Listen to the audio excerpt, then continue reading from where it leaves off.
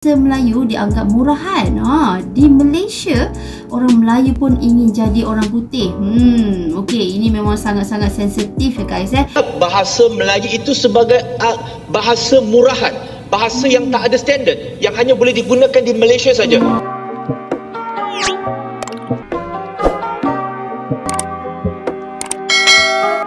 Hai, Assalamualaikum guys. Welcome back to my YouTube channel. Hi guys.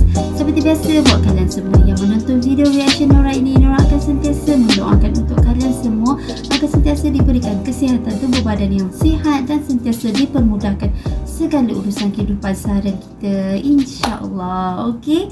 So guys, terima kasih semua kerana anda telah pun masuk lagi ke channel reaction Nora ini. Terima kasih semua kerana anda sentiasa kembali menonton video reaction Nora ini. Terima kasih Nora ucapkan. Dan buat yang pertama kali menonton video reaction Nora ini guys, jangan lupa untuk subscribe channel Nora ini untuk berikan lagi Nora semangat. Okey, semangat. Okey, untuk Nora update lagi konten-konten reaction just for you guys. Okey guys, so untuk kali ini Nora ingin melihat satu video yang mana tajuk video ini pun orang kata dah agak panas iaitu bahasa Melayu dianggap murahan. Di Malaysia, orang Melayu pun ingin jadi orang putih. Okey, ini memang sangat-sangat sensitif ya guys. Memang kita nak tahu sangatlah apa yang ingin disampaikan di dalam video ini. Okey, sehingga kan bahasa Melayu dianggap murahan di Malaysia. Okey, kita ingin mengetahui sebabnya kenapa. Okey guys, tanpa kita lama-lama lagi, jom kita terus menonton video ini bersama dan kita semak video ini. Okey, so let's go. Bahasa Melayu dianggap sebagai bahasa murahan. Okey, kenapa tu? Kenapa? Okey, jom kita menonton guys. Hampir setiap tahun, orang Malaysia selalu membahas soal kebangsaan dan bahasa. Isu ini tak kunjung selesai walau dibicarakan bertahun-tahun karena Malaysia bukanlah satu bangsa. Di situ ada sejumlah bangsa antara lain kaum Melayu, Cina dan India. Sistem pendidikannya pun tidak satu. Masing-masing kaum memiliki sekolah vernakuler dengan bahasa pengantar berbeda-beda. Betul sangat, betul. Dan kita lihat sekolah vernacular adalah di mana mereka berkomunikasi setiap hari, saban hari dalam bahasa Mandarin. Dan saya boleh kata ramai, saya tak mau kata semua, ramai yang tidak boleh berkomunikasi dalam bahasa Melayu dengan baik. Dan saya boleh kata sekolah vernacular itu menjadi antara penyumbang, kepada ketidakbolehan. Orang Cina ini ada di Indonesia, ada di Thailand, ada di Jepun, ada di Barat, di Eropah, di Amerika Syarikat. Namakan saya orang Cina yang telah menjadi generasi kedua, ketiga ataupun keempat di negara tertentu yang tidak boleh berbahasa Thailand di Thailand, yang tidak boleh berbahasa Jepun di Jepun, yang tidak boleh berbahasa Sepanyol, berbahasa Perancis, berbahasa Inggeris di negara Barat. Tak akan jumpa. Walaupun mereka ada Dewan Perniagaan Cina dan sebagainya, tetapi orang Cina di situ tetap boleh berkomunikasi dalam bahasa kebangsaan. Kita rakyat Malaysia, maka bahasa kebangsaan kita adalah bahasa Melayu. Kenapa tidak mau belajar? Dan suka saya bawakan satu kajian apa yang tadi Prof dah sebut tadilah, UKM, iaitu Profesor Sharon Canston, seorang profesor di Fakulti Antropologi dan Kajian Antarabangsa di Princeton, University di USA. Dia buat kajian tentang orang Cina di Malaysia, kenapa mereka tidak mahu berbahasa Melayu. Kerana mereka menganggap, pertama, iaitu bahasa Melayu, bahasa kebangsaan ini adalah warisan budaya Melayu semata-mata. Maka mereka seolah-olah tidak mahu bercakap. Dan sebab kedua ini sebenarnya lebih banyak menjustifikasi. Iaitu menurut Profesor Sharon, dia kata ini kerana masyarakat Cina di Malaysia, menurut kajian dia kata menganggap bahasa Melayu itu sebagai bahasa murahan, bahasa yang tak ada standard, yang hanya boleh digunakan di Malaysia saja. Saya bagi pengalaman peribadi saya. Jikalau sesama Cina, kami cuba bercakap bahasa Melayu, walau dululah, maka kita akan sebut, you Melayu kah? Cakap Cina lah. Seolah-olah, kenapa tidak boleh mengatakan, you orang Malaysia, bagus you cakap bahasa Melayu. Kenapa bila Cina bercakap dengan Cina dalam bahasa Melayu, mereka merasa janggal seolah-olah kita tak berbangga menjadi Cina. Wahai ramai Cina pun tak fasih berbahasa Inggeris, menurut dan juga bahasa Mandarin. Profesor Sharon kata 25% daripada bangsa Cina di Malaysia tak reti berbahasa Cina. Mereka berbahasa Inggeris.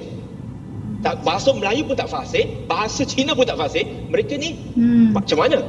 Jadi saya nampak sekolah vernacular itu menjadi antara penyumbang bila mana dijadikan bahasa perantaranya adalah bukan bahasa kebangsaan. Betul juga guys Jadi Profesor Teo Keok Siong sendiri mengatakan bahawa Logik, guys. Logik. orang Melayu itu sendiri dan terutamanya ahli politik Melayu itu sendiri telah menjadikan bahasa kebangsaan yakni bahasa Melayu seperti melukut di tepi gantang. Dan dia juga mengatakan bahawa iaitu orang Melayu itu sendiri seolah-olah tidak berbangga dengan bahasa Melayu. Dan salah seorang lagi Datuk Dr. Sarjit Gill, dia mengatakan bahawa kadang-kadang orang Melayu ni nak jadi orang putih. Dia tak salah. Kita jangan salah faham. Saya tak nak ada siapa salah faham kata ini tengok jumuk sangatlah, dia ingat cakap hanya nak Melayu je, English tak nak belajar. Tak. Saya boleh bercakap bahasa English. Saya boleh bercakap Mandarin, saya boleh cakap Cantonese, saya boleh cakap Hakka, saya boleh cakap Cantonese, saya boleh cakap Hokkien. Tapi saya first and foremost saya dilahirkan di Malaysia, maka saya rakyat Malaysia. Jadi saya nampak sekarang adalah ahli politik ini mereka terlalu mempolitikkan isu.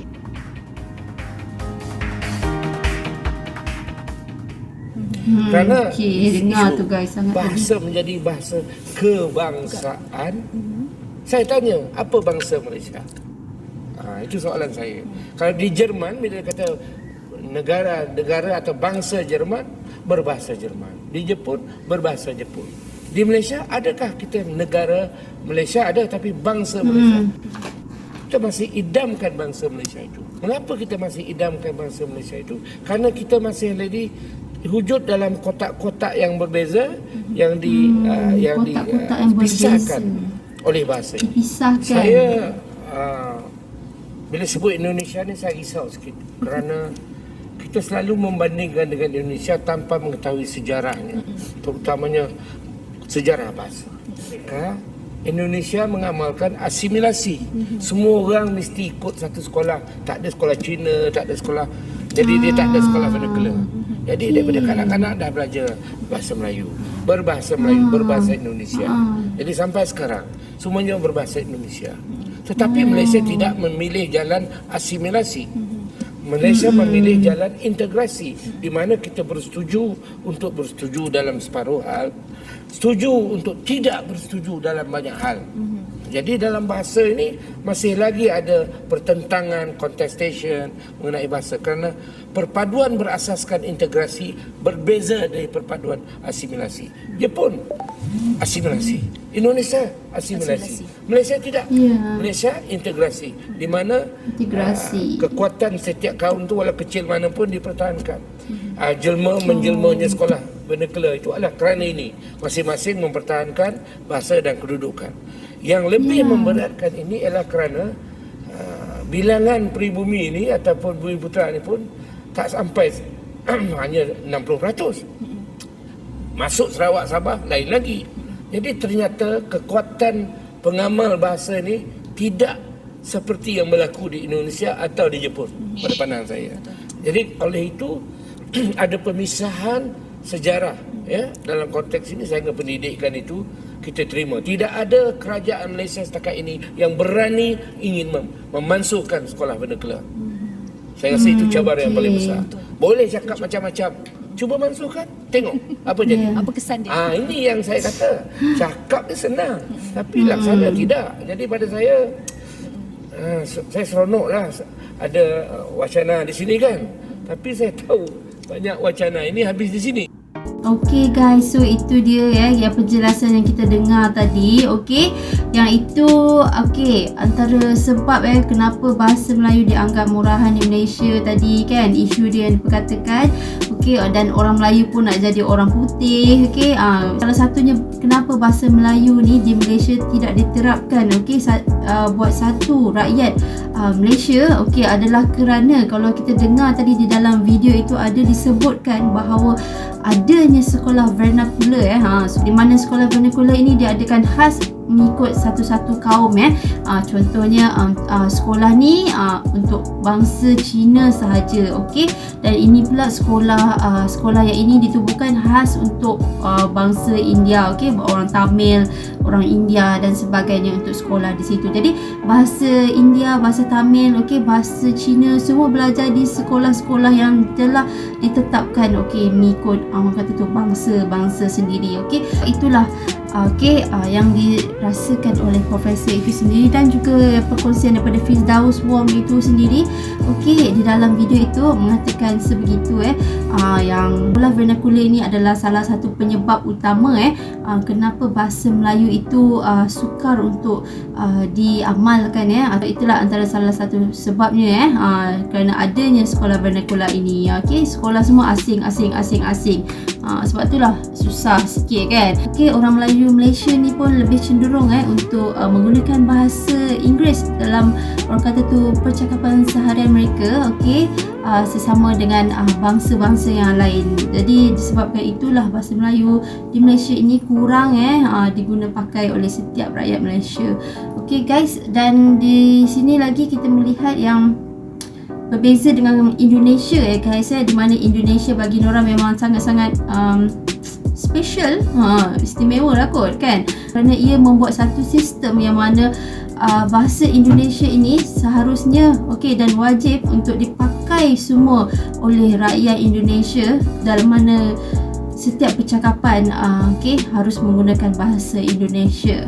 Jadi tidak kira lah sama ada orang itu orang Cina ke orang India di Indonesia dan sebagainya, mana-mana sekalipun bahasa Indonesia akan menjadi bahasa utama mereka semua di Indonesia. Okey, kerana bahasa Indonesia adalah bahasa pemersatu bangsa mengikut Indonesia. Jadi disebabkan itulah perbezaan antara Malaysia dan juga Indonesia. Okey, kenapa bahasa Melayu kurang diguna pakai oleh setiap rakyat Malaysia di Malaysia sendiri. Okey, so jadi inilah jawapannya. Sangat-sangat terbaik sekali video itu, sangat berguna.